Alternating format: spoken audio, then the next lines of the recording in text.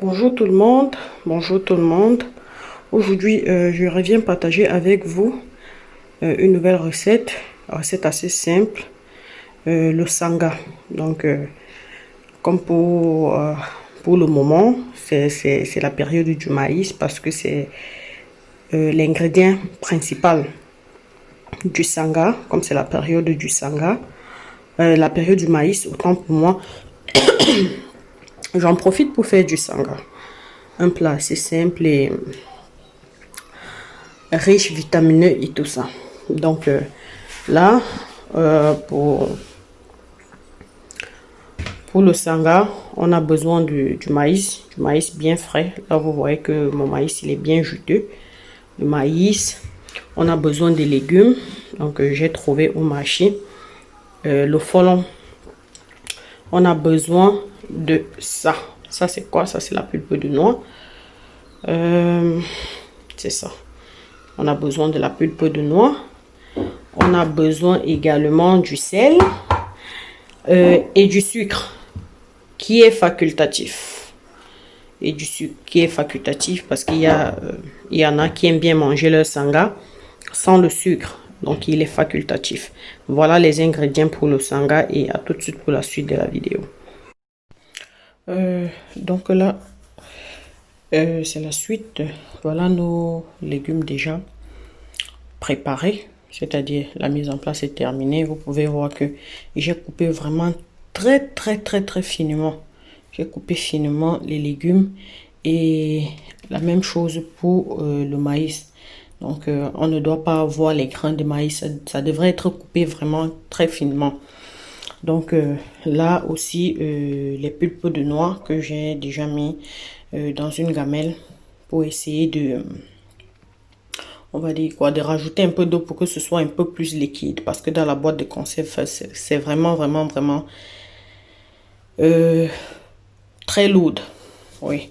Donc, la marmite, elle est prête. Ce qu'on va faire, c'est qu'on va rajouter les ingrédients progressivement. Il y en a qui préfèrent rajouter certains ingrédients, certaines écorces dans le sanga. Moi, pas, j'aime vraiment quand le sanga est naturel. Donc, pas d'écorce et tout. Donc là, on va commencer par rajouter les légumes bien découpés et larvés, le maïs pareillement.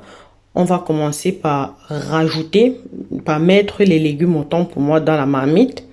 On va mettre le maïs au-dessus et on va mettre la pulpe de noix. Normalement, on laisse souvent cuire un peu le maïs et les légumes pendant même 15 minutes avant de rajouter les pulpes de noix. Mais là, vu que ce ne sont pas vraiment les noix naturelles, quoi.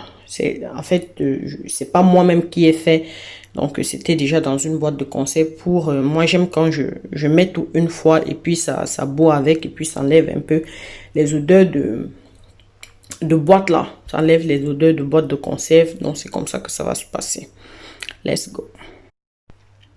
Donc, voilà à quoi ressemble notre marmite.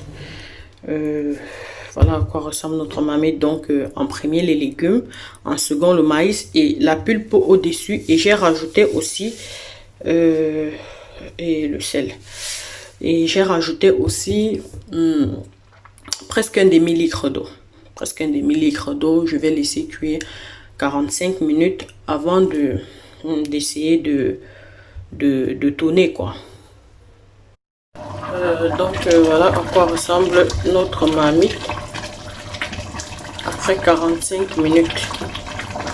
On va encore laisser bien sécher l'eau. On va encore bien laisser sécher l'eau pendant même 20 minutes et après on va enlever. Pour ceux qui aiment manger le sucre avec le sanga avec le sucre, c'est le moment